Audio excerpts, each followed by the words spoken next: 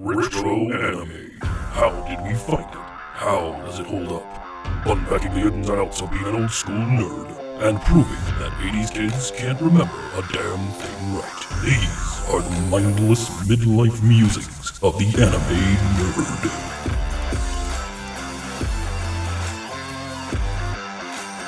Welcome to Mindless Midlife Musings of the Anime Nerd. I'm Rick, and I'm joined by the rest of our panel, Brian, Lynette, and Vic. Hello, everyone.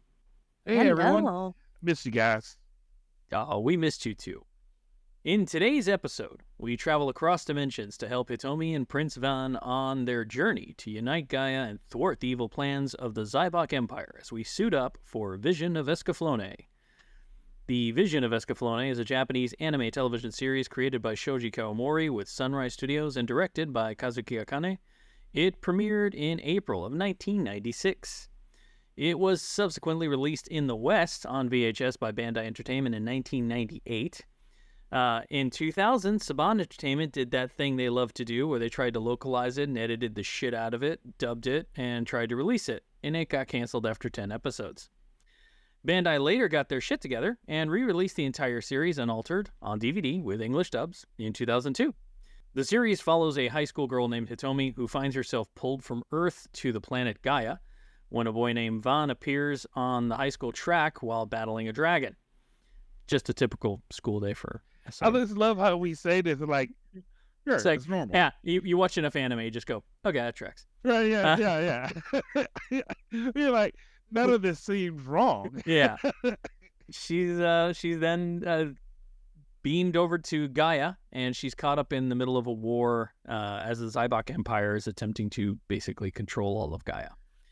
So we're doing something new with this, listeners. We are doing a rewatch breaking. We're breaking it apart. We're not doing the whole series at once. That way we don't run into uber long episodes. We're doing 6 episodes at a time, roughly, and we're going to make our way through the series a little bit at a time.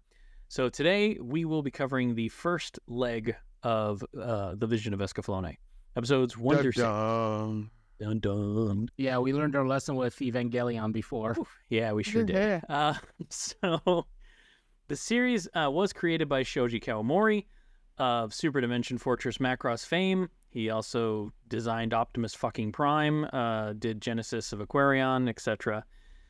He's anime royalty. Director Kazuki Akane, he directed a fuck ton of Gundam stuff. He did Gundam ZZ, Char's Counterattack, 0083. He did Cowboy Bebop. He did Samurai Champloo, and more. And the character designer, Nobuteru Like we're Yuki. expecting a lot.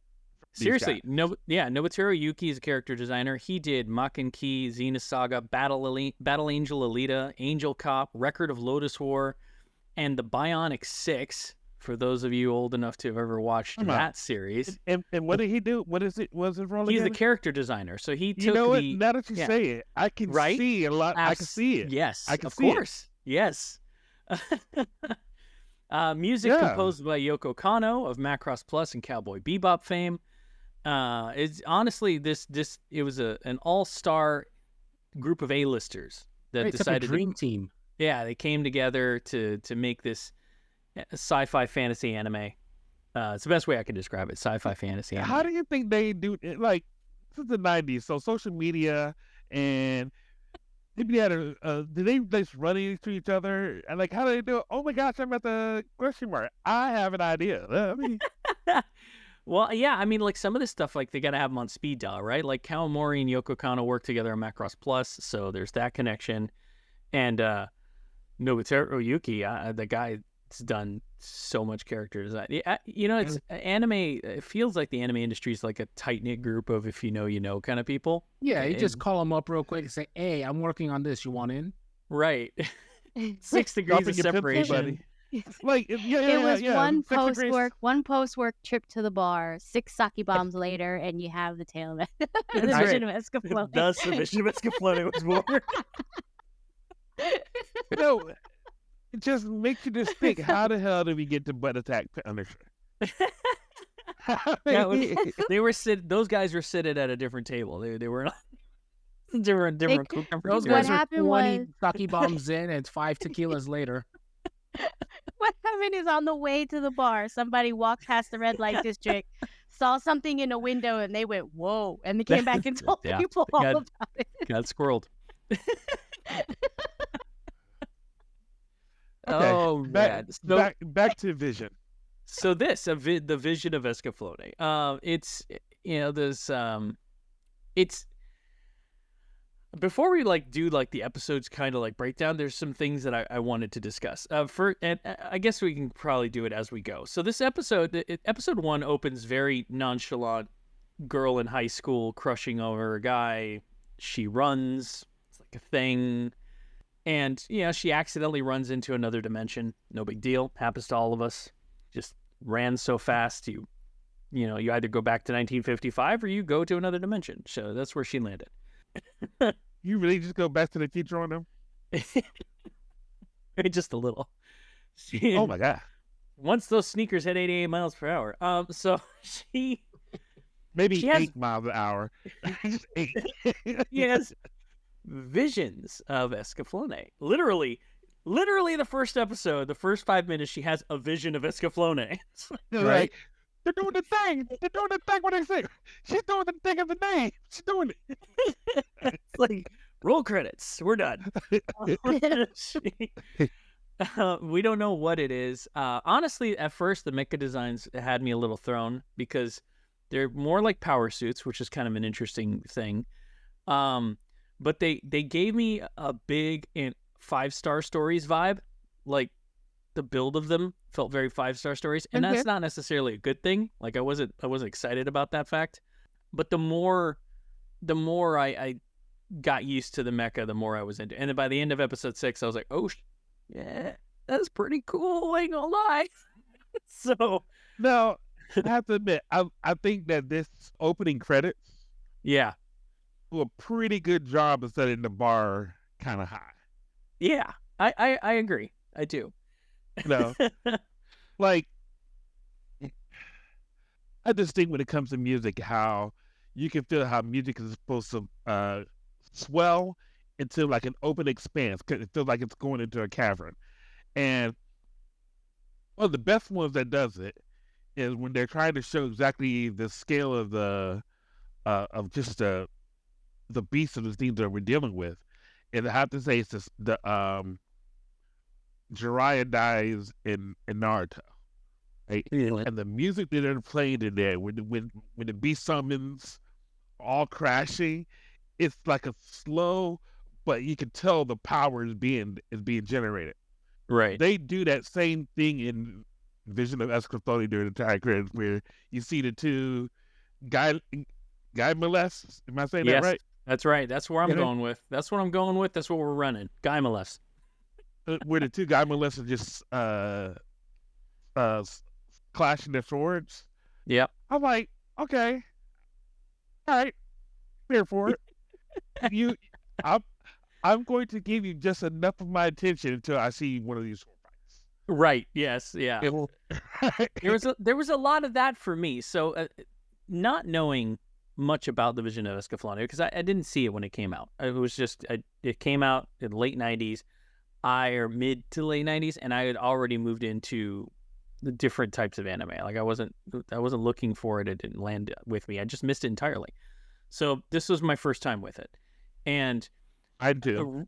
Watching the opening credits and seeing the talent scroll on there, I'm like, fuck, I know like a lot of these people. Like I should be hyped as shit for this. How have I never watched this? Right. And admittedly at first I was like, what am I watching? First episode got me. I was like, yeah. I'm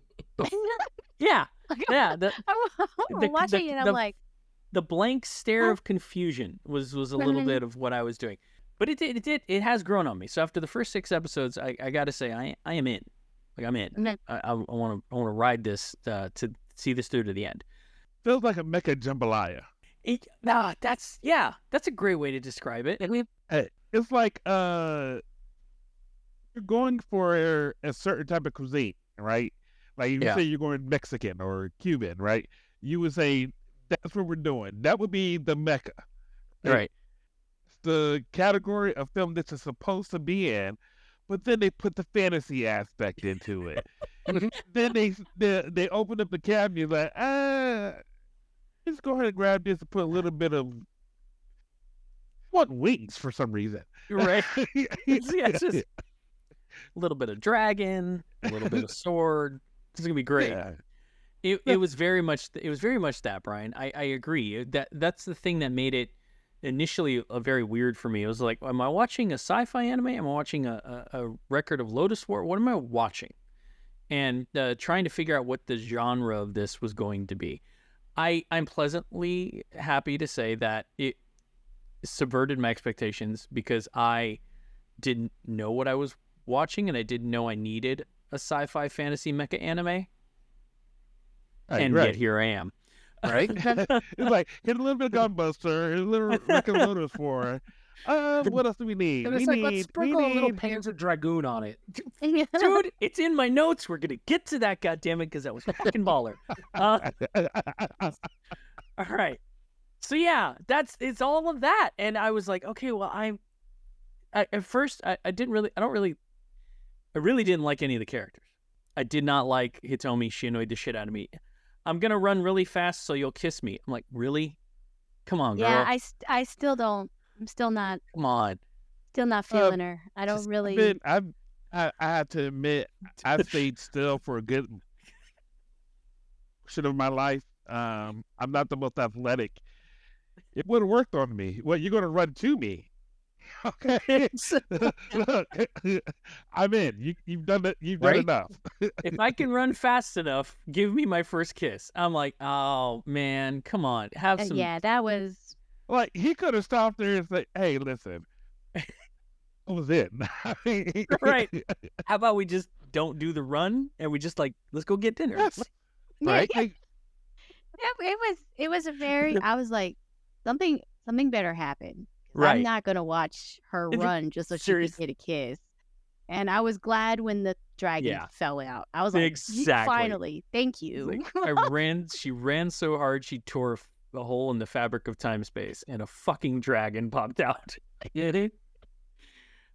It was cool. The dragon was cool. It was kind of a cool design. I was like, all right, not atypical. It's I'm not looking at Vagar or anything like that. Like this is it's cool. It's not House of Dragons. No. Right. This is right. It's cool. Clearly, no plagiarism was done here. Right. Not at all.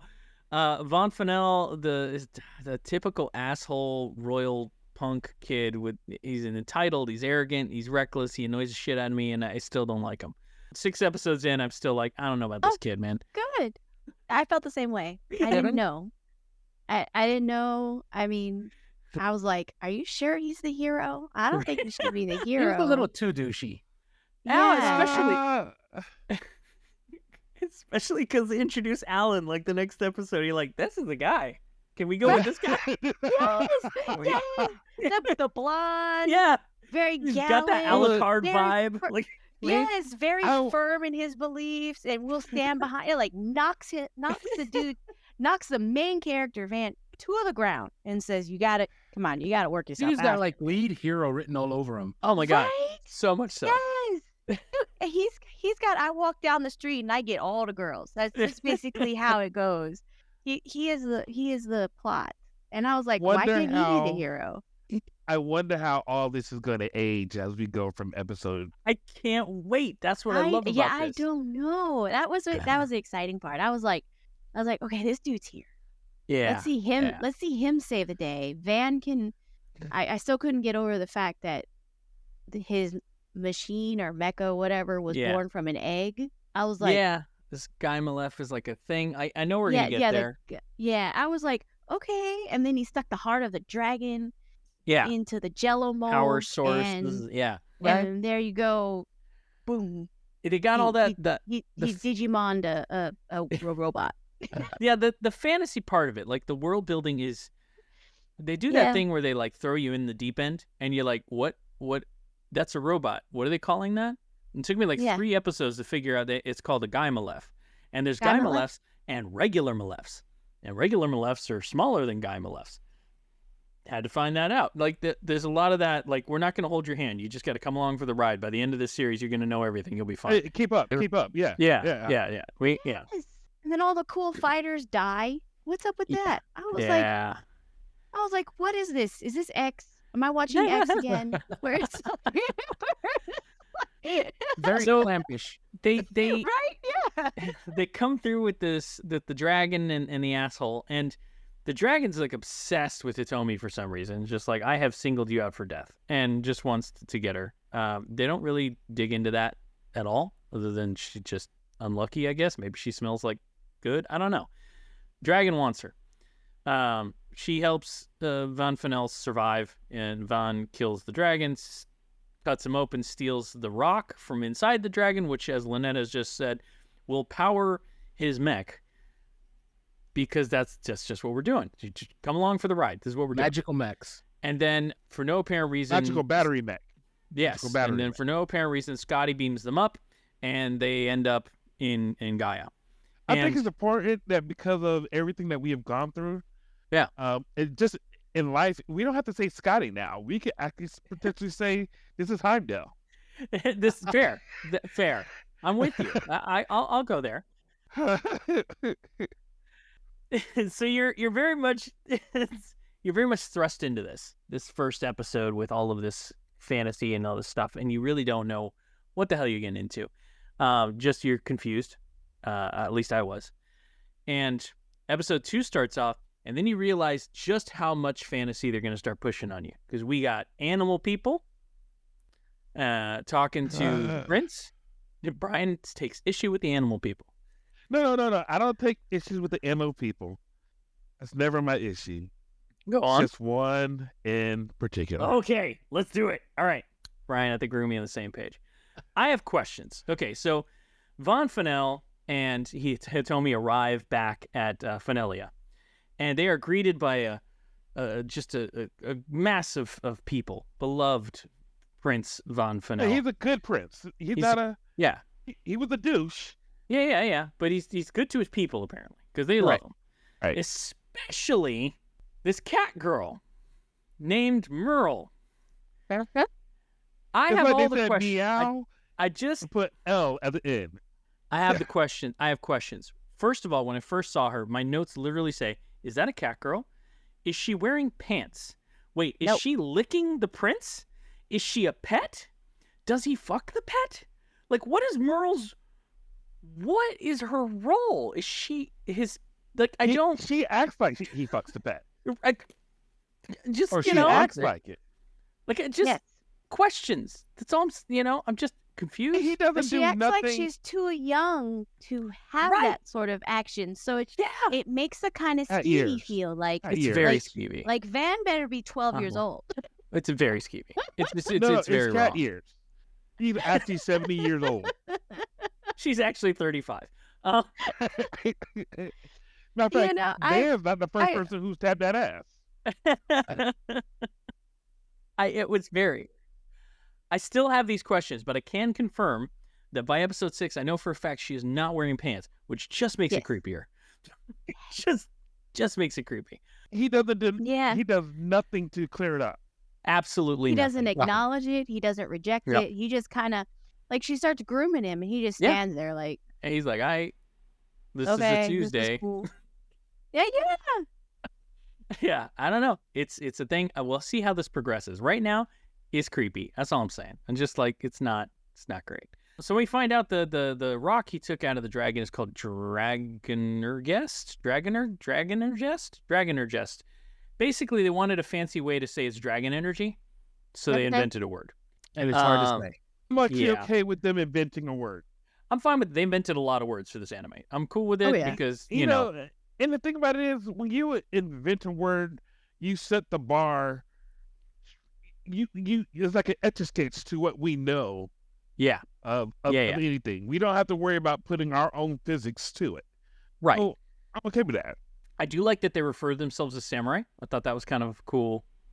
Like they're samurai, but they're in these like Jaegers. Anyway, You know, as when that happens, when you start seeing can't just say I'm a samurai without having some level of pressure. right? Attitude. There's something associated with that. There's ideas associated with that word to the Just viewer. saying that when we first meet Van, we're worried, oh my God, you're pretentious, you're a douche. Yeah. Right?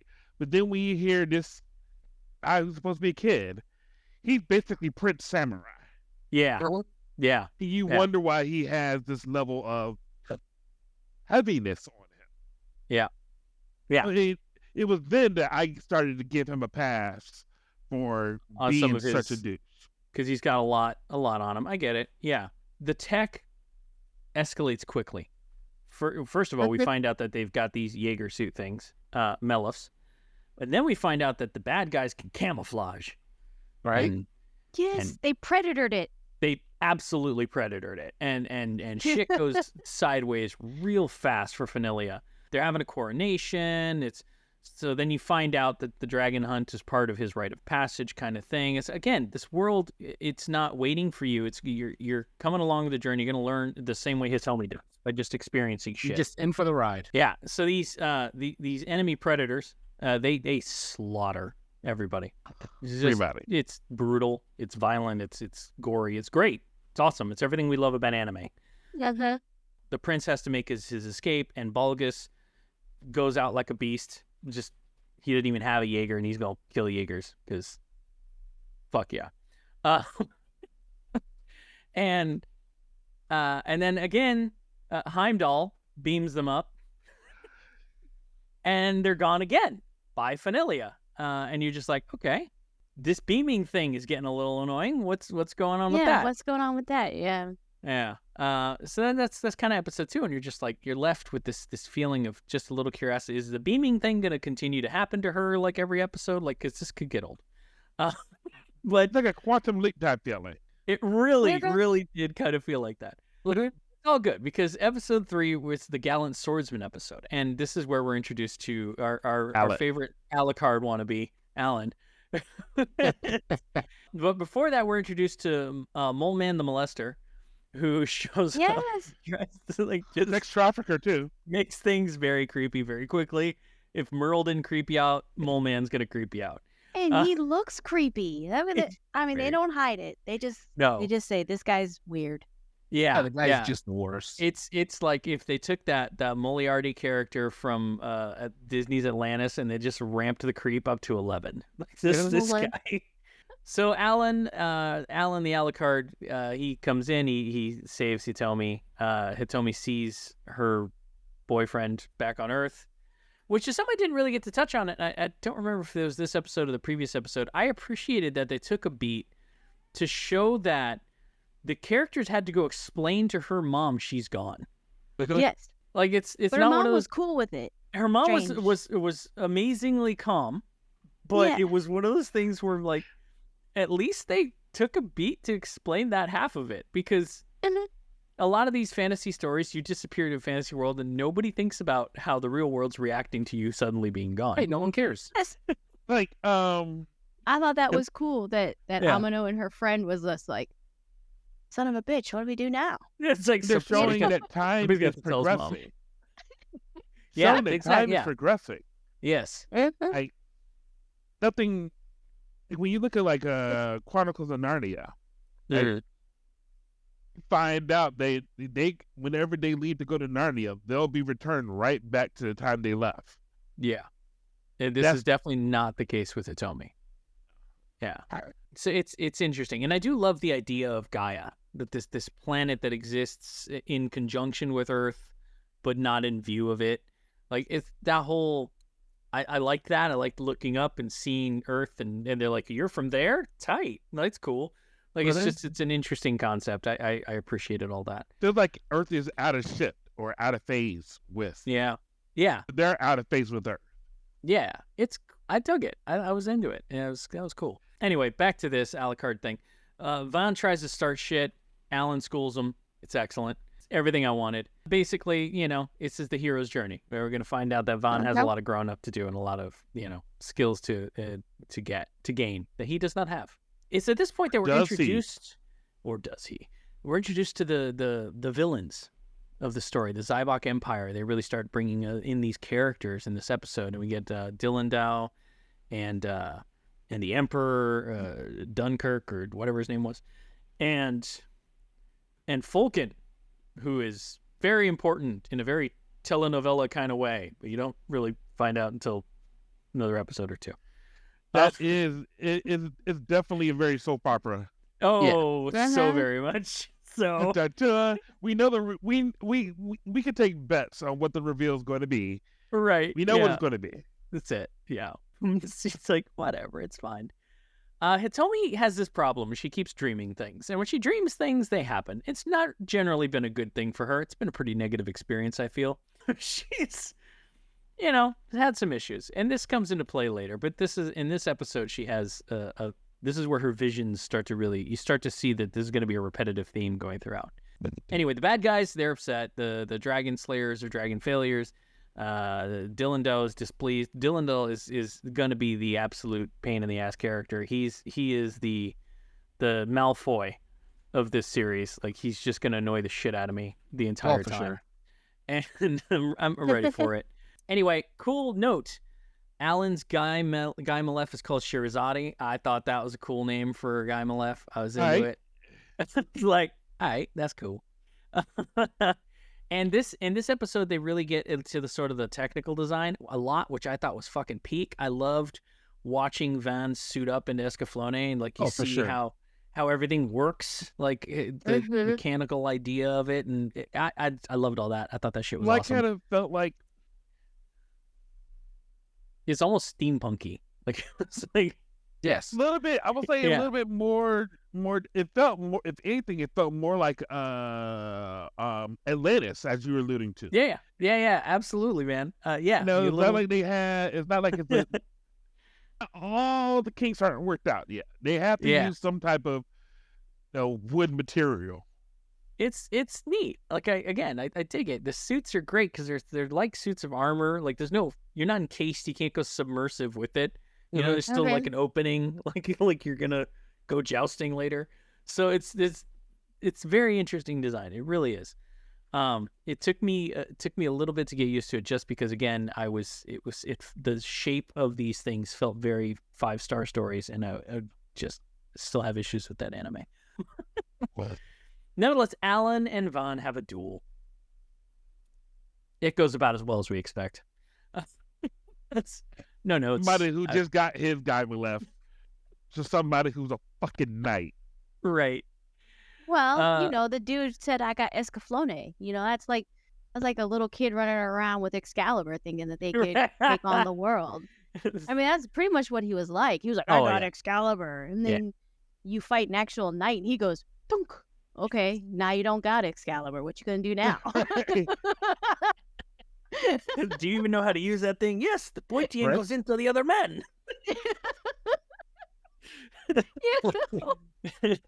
Yeah. It was an embarrassing fight. I felt really embarrassed for Van. It was great. He's like, I've had this suit for like 5 minutes. I will kick your ass. And the dude is like, he's just like, do you even know how to work it? Yeah. As he walks crooked and hits himself in the face and bumps into the wall. Like your first time playing like a Resident Evil game, and you're like walking into the wall. It's like, I got this. No problem. Dude, I'm behind as soon as I figure out how to turn. And walk in a straight line. It was bad, but he did school him. He did, yes. And Alan, he struck me. I was like, yeah, I mean, come on. That was, Anyway, so it ends with Hitomi having another vision. We are fully prepared now. This is something about Hitomi. There's something about her. We don't know what that is, but she's got a connection to this world. I'm sure will come into play later. We'll see, I do have a question, though. Yeah, I don't know if it was just me being skewed and not having enough coffee when I watched that episode, but did she have to go all hysterical woman dude when she was telling her vision? I was like, the one way no one will believe you is by running around like a crazy lady. Doing the Chicken Little, that's not going to work. Yeah. You can't do the Chicken Little. Right. She did. It was not. What is happening? Maybe she had broke out the bones. A little missing bag of bones. Yes. And I mean, so there's crazy. There's a little bit to that, Brian. Like, she's got this tarot trick that she does that is apparently gonna matter, but right now it just kind of like sucks the energy out of the room. She does the tarot thing, and you're like, all right, cool. We get to that. She does it, and I think it's the next episode. And the thing about it is, Yeah, nobody else is supposed to know what she's talking about. Legit. Like she could have said, "Listen, I'm trying to tell you this, and I'm making up this entire thing." She could have made the entire story and says, "You're gonna die. This is a mule. The mule is actually the symbol of death." Yeah. Well, and the thing is the way she proves herself is by reading Alan, who already told her his life story. So there's really no way to be like, yes, I'm all knowing. I know about your brother and your sister and your family and all this other stuff. Of course you do, because in the last episode he told you all about his family. Seriously. Just grab some rando dude and do the tarot to prove yourself. But I was like, okay, you know what? Whatever. You got a side hustle. It's cool. It's fine, yeah. If I see money changing hands, then I'm not going to believe you anymore. It's great. Oh my God. I'm with you. The tarot thing throws me right now. I have yet for it to have any real value to this story, other than it helps allude to her mystical abilities. Which, the exact opposite of using the word Gaea or making up something. Yeah. And this is the reason why I was making that point is when you make up a word or you make up something, like for instance, she has a crystal, right? And she could have left everything and blamed it on the crystal, and we were like, okay, it makes sense. She's attuned with the crystal, and that's all we need to know. But when you start bringing words that we do know, and when I say we, as we are from the sacred realm, the viewers, yeah, we know what it means. So I'm with you. Yeah. So it does. I think it lays an expectation on us. Exactly. He doesn't even lay the cards right. One's supposed to be straight up. The other one's supposed to be flat on the card. And you call yourself a Gemini? Get the fuck out of here. This fourth episode that we're in, everybody's wigging out about Hitomi's visions, and Alan's like, "Baby, chill. It's gonna be fine." Fulkin, and his king Dunkirk or whatever, they're talking about dragons, and there's some like exposition here that happens. It's not really important, because what's really important is just how much of an uncontrollable dipshit Dylan Dow is, and what a problem he's going to be for this anime, and you can just tell. In this episode, he really like, oh wow, he's fucking like annoying. He's Chiron. He's gonna be terrible. You do get Alan's backstory, and this is the episode you're talking about. He like info dumps his fucking backstory. His sister disappeared. His mama pulled a Padme and died of a broken heart, or whatever the fuck it was. Like it's all this information. So Hitomi, she's wondering if she's just flaky about guys. Yes, sweetie, you are. Sorry, you just are. So it's basically shit goes sideways. The Zaibach, they show up. They start a bunch of shit. Of course they do. They attack. It's terrible. They attack a outpost because Alan they attack is an actually, outpost. Yes, Alan's the commander of the outpost. Right, he's stationed. He's stationed at this outpost, and they attack the outpost, which under ordinary circumstances you think would be a declaration of war. But we'll get there. So they prep their airship called the Crusade. Excellent name, considering he's a knight. They prep the Crusade for flight, which is a very interesting mechanical design. It has floating stones, so it's very kind of like an Avatar airship thing. I don't really know a better way to explain it. I thought that was cool. So in world, like I was when they revealed the ship, I'm like, this tracks. Like this tracks for their creative direction. And but again, it doesn't.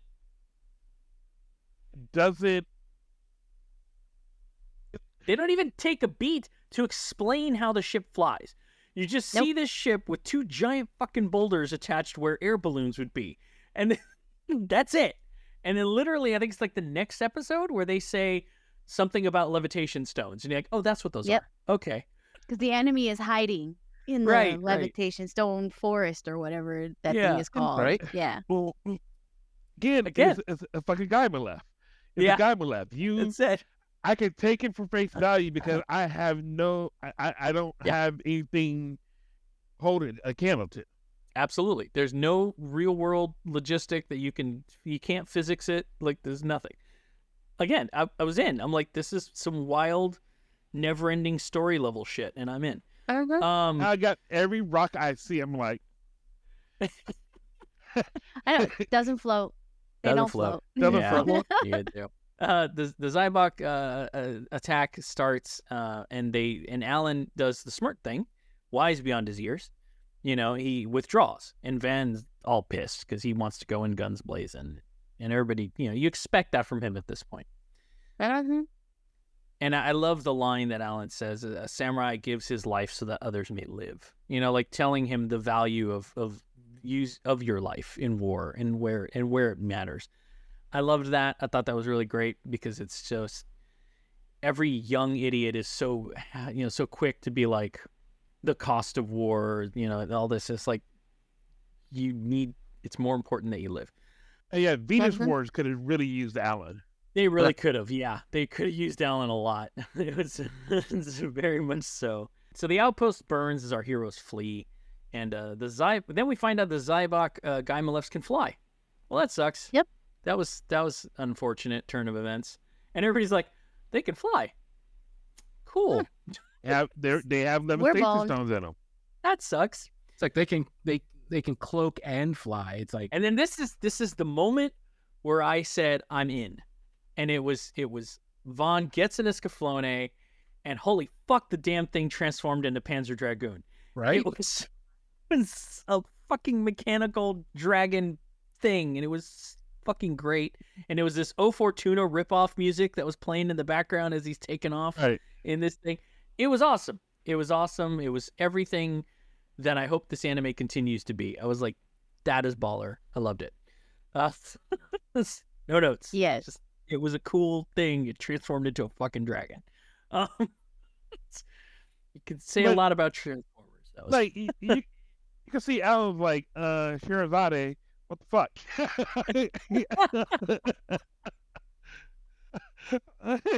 Fact. Oh, man. Yeah. So now it's this next episode is where you get your telemundo. You get your telenovela. You get your reveal. You know, Fulkin has been obsessive about Vaughn and trying to figure out what his deal is. Vaughn's out of his league. He gets caught like right away. It was very underwhelming. Barely an inconvenience for the Zaibach army. Picked him right up. Easy, barely inconvenience. Yeah, barely an inconvenience. But then, you know, Fulkin stays Dylandel's hand because Dylendal starts beating the shit out of him because Dylandel's a fucking psychopath. And Hitomi uses her tarot powers of magic to convince Alan. This is the part that's like, okay, we really just like scraped the bottom of the barrel here. Hitomi uses her tarot powers to convince Alan to let Hitomi try and help and find Vaughn. Why? I think they needed to show that she has a purpose, because right now it doesn't. Right, but like, I agree with you. I like how we all just took a moment just to think about it. Just because like, really just like she had to use the cards to convince the leader that she might have information that would be vital to the location of the prince. Why not just give the information? The cards didn't do that. No, they didn't. And she didn't even use the cards to find him. She used the necklace. So why didn't she just say, yo, this is a compass. I can find the guy. And let's go do this. Let's do that. I don't need the cards. I got this thing. And she just dangle it. Watch what this can do. And be done. It was a very weird story beat. And that's why I said it was the weird part, because she tried to show her powers by predicting something about somebody that she already talked to. You can't. She's like, it's like a magician picking their friend to do a trick. Yeah. You can't do that. It's absolutely cold. It's against the rules. You can't do that. She's like, you have daddy issues. Like, sure. I'm a young man grown in a war-torn society. I have daddy issues. Good read. I know, right? More like all of us here do. Yeah. Well done. And everybody on the crew is like, I have daddy issues too. You know, like, I never knew my father. I mean, the thing is if they should have done like a card captor Sakura thing where if they really wanted to go all out on it, they should have just had the tarot just light up and start doing its own little thing, dancing the jig, and then land and in the layout. But they didn't. They had her laying it out like she was a fortune teller, for $5, Seriously, at a rent fair. It was really fair, yeah. Where they basically just read your face and read how everything goes, and they're like, I can see the lines in your palm and tell you exactly what's happening. I was like, you are a con artist, and you will not get my $5. It felt very much like that. What it sounds like to me in watching this is that they desperately wanted the tarot thing to matter, so they had to throw it in here. Whether or not it's gonna matter later, don't know. But as of this episode, it's a girl at a Ren fair reading his face. Even using it in the break. Using it there to say it's forcing it. It's forcing it. Yeah, wasn't it like episode 1? Wasn't it like episode 1 saying like this all started because I predicted love using the tarot cards or something like that? It's there. So they kind of brought it up in the beginning, and then they were like, "Oh shit, we forgot to bring this up. So now we got to bring this up." We gotta do the tarot thing. They brought it up in the weirdest.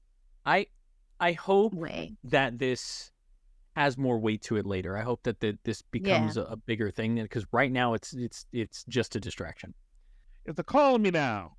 Yeah, it's serious. She Miss Cleo'd the shit out of that. You're right. Hey, this is right around the same time. Right? And then immediately after that, we get the big reveal that Fulkin is Van's brother, his long-lost brother. And one that everyone assumed just ran away from his dragon responsibilities. Right. It's just like, he just didn't feel like adulting. So he left. I can say, to Fast and Furious, damn near 9 episodes to get to this point. At least we're getting it out the way now. I can do it. Yeah, that's true. They're not holding on to that shit till episode 20. Like, I get that. Like, let's just rip that Band-Aid off. This is happening. And he does his whole "join me and together we can rule the galaxy" shtick. So then, ultimately, and yes, and this is to speak to Lynette's point earlier. How do we find Vaughn? We're going to use the power of friendship, and she magic crystals, and they find Vaughn. That's power of friendship. Yeah, it wasn't so hard. Was it? Yeah, barely an inconvenience. Vaughn and Dillando are having their little one-on-one in real life fight now, and Vaughn does pretty well. He gets a piece of Dillando, and he and Dillando starts going down like a little bitch. My face, it's bleeding. No, but it's calm down, Vega.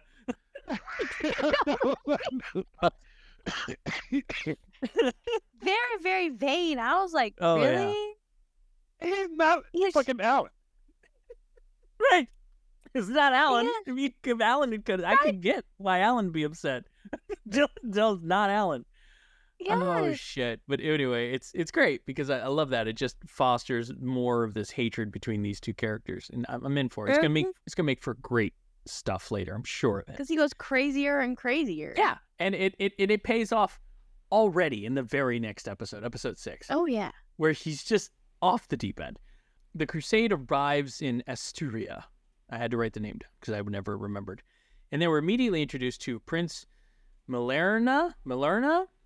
And she's wearing pants. Very scandalous. Princess, yes, she's wearing pants. Very scandalous. He even calls her out. Very passive-aggressive. So glad we wrote that. Oh my God, I fucking hate her. She's rich, nice. She's very passive-aggressive. She is. Yeah, that's it. She is, I love your shirt. And yeah, how brave of you to wear that. Yeah. You. I didn't know that color was in your wheelhouse, but you pull it off wonderfully. I fucking hate this girl so much. Oh, she was a mean girl. She is so bad. Oh man, she's worse. She's the fucking worst. Have our first comparison. Go ahead. Or is it a princess? God damn One of them has to die. Bye, Meryl. Yeah, I won't kill Merle. I can deal with rich, nice. Princess is a bitch slap away from being set straight. You're fine with that. You got time to fix that. The cat will just think you're playing with her. I think that's the second episode where Lynette has been a proponent of slapping somebody straight. It can be necessary. You remember love, and now here we are. Well, I mean, actually, admittedly, no. In the very first episode, Hitomi slaps the shit out of Vaughn to set him straight. Yeah. So the slapping thing, there's precedent here. It does work. There's some. I mean, it's slap her or set her dress on fire. No, this shit works. Yeah, restart. It's cool.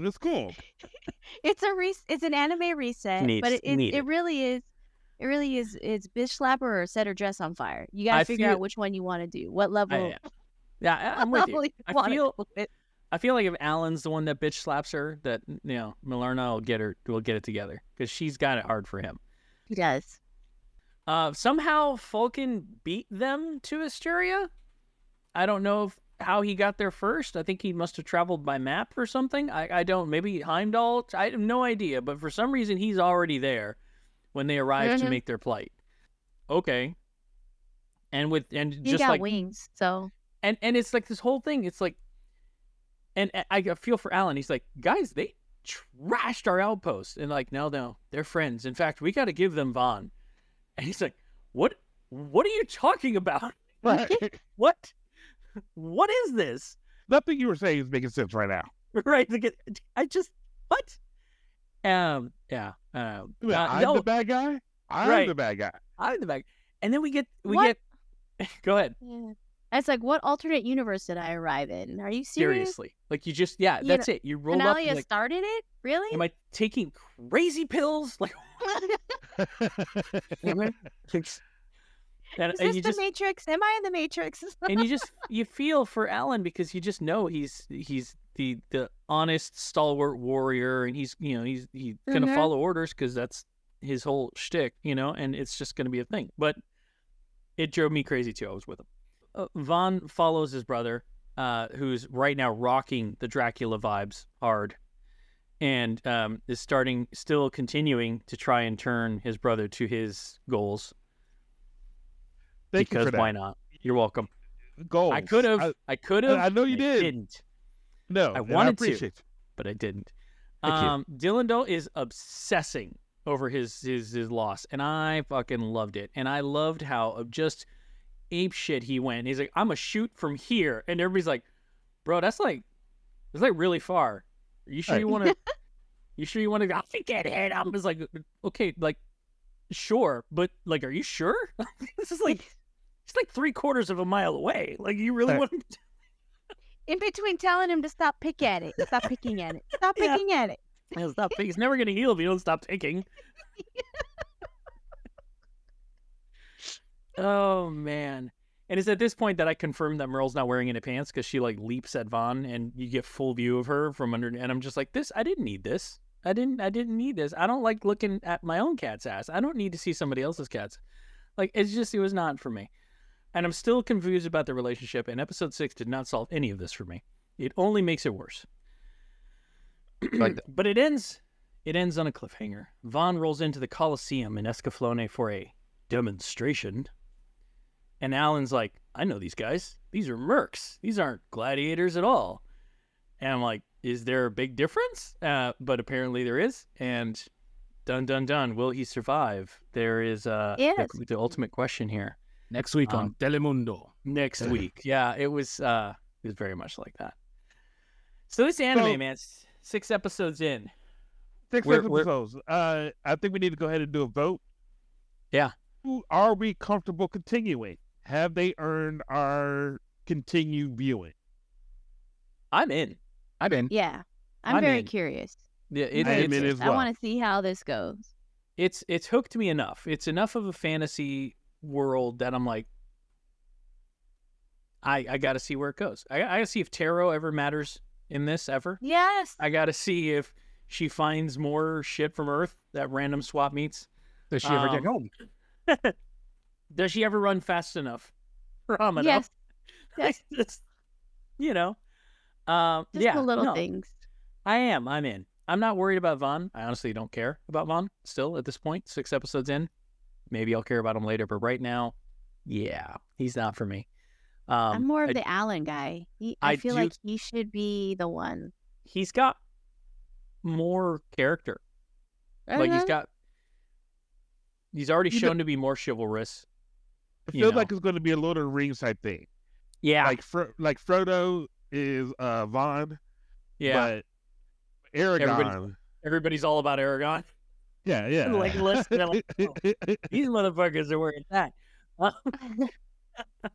To find out that Alan is actually heir to the Empire. Right, some shit like that, and he like walked away from it. It's like I'm down. Like I don't know. I love that I love that we've done this, that we're breaking this up into smaller chunks because the mystery of it will keep me going forward on it. And I am intrigued to see what sort of tropes they're going to pull out because it's mid-90s. You're going to get all the standard storytelling tropes. I want to see where it goes. I want to see how they play it out. But this is also a team of anime A-listers. Like, they could pull some shit. We have no idea. Ultron. And this... I am more curious about what EscaFLOWne is going to do. Right. Like, what's the I mean, that's a character all on its own, and it hasn't really done much. So yeah, it's a lot of build. Freaking title show. Yeah, so. I mean, this anime's big. It was big. It had a manga. It ended up with a feature-length anime adaptation, which is very on brand for this team of artists. It had spin-off books, novels, you know what I mean? Like all of this shit. Apparently, it didn't do so hot in Japan, but it did really well in the rest of the world, and that's how they justified spending money on all this other shit, which is kind of an interesting thing for an anime. I don't know if we can really do like a final thoughts, but I think we can talk about our feelings towards these first 6 episodes and where we maybe hope the series goes moving forward. Thoughts? That's why I asked that one question. Has it earned your watching? So, Brian, I would love for you to take that thought and take it to its full execution. How do you feel about it so far? How do you feel about where it's going? What do we got? Really like what they've done, especially compared to other series or even just anime movies, OVAs that we watch. I would take the world building and the steps that they did here over something like 5-star stories. They do a great job. If you want, this is kind of a comparison right here. Could easily make that comparison, but they're doing a great job here. One of the biggest things I hate is when they use words and the words don't mean what they say. No, you give me a good word like Gaea, all right, I'm holding on to that. You know, levitation stones. Okay, that shit works. Oh, they're doing a great job of not setting my expectations too high, except for when they brought the tarot in there, and that automatically it grounds you. But they make some really great choices in this, and this is the type of thing that makes me want to come back to see what else they do. So I'm in. It's kind of like they did their own spin on a D&D thing. Like that's why I find it so interesting that the talent behind this is like the Record of Lodoss War character designer, the Macross team. You know what I mean? Like there's just so much. The guy, the director, having directed just so much Gundam stuff and Cowboy Bebop stuff. But they communicated with each other, though. Yeah, really, it's like everybody's strengths are being brought into this. Really? And I'm very curious to see what they do with all of that. Like they have a lot of experience with these separate things and trying to merge it together into one. I do feel like the world building is very Record of Lodoss War. I concur. I had a lot of that feeling in this is the Lodoss War stuff. I'm like, it feels like I'm a little confused because they're not like holding my hand with some of these names and these kingdoms and all this shit and just trying to keep track of it all. But ultimately, it like I am in. I'm intrigued, to say the least.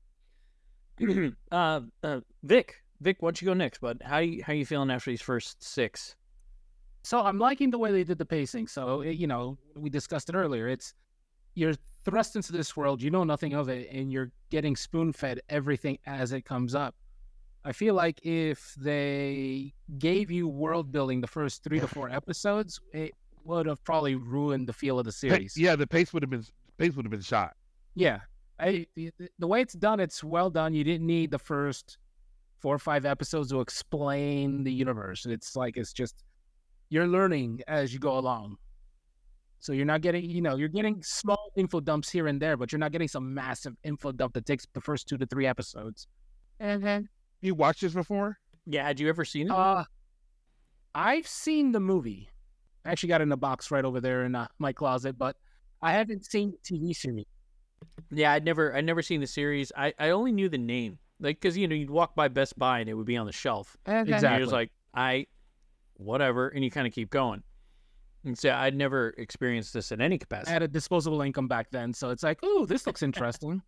Can I have a confession to make. I think that's why my anime collection is nowhere near as like I've bought the whole series of fucking Dawson's Creek before.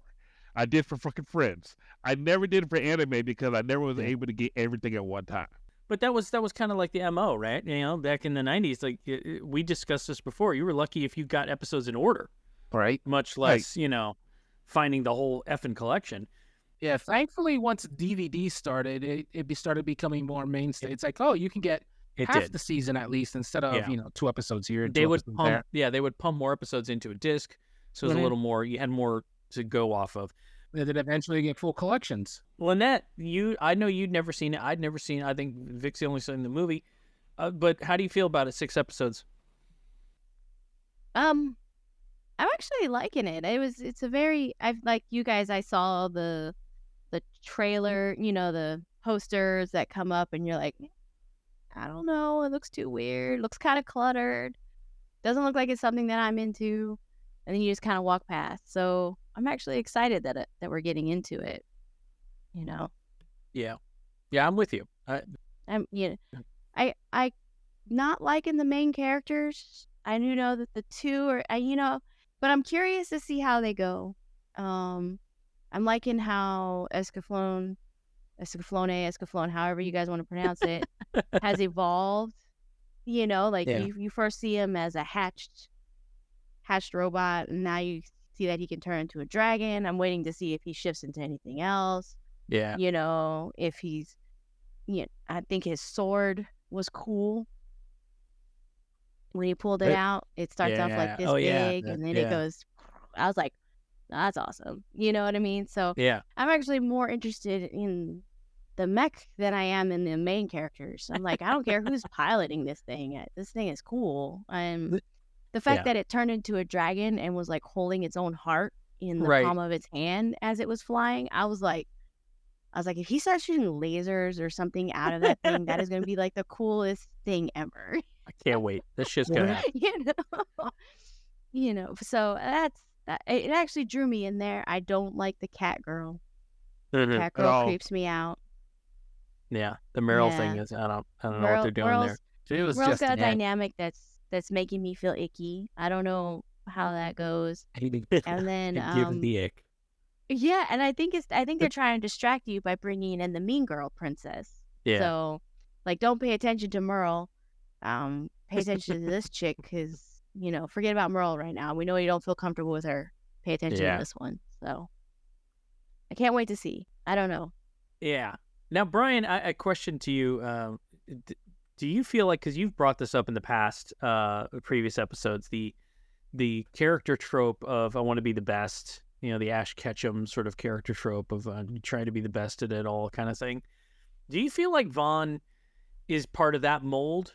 No? It's something else? Absolutely not. I actually feel the weight of Vaughn. He had to watch his whole home get destroyed. Sure. So and people, he wasn't a bad ruler. He just they outmaneuvered him. Right. Oh, he feels, but at the same time, I think Alan really rubbed off of him. He said, it's not why you die. Vaughn's not afraid to die.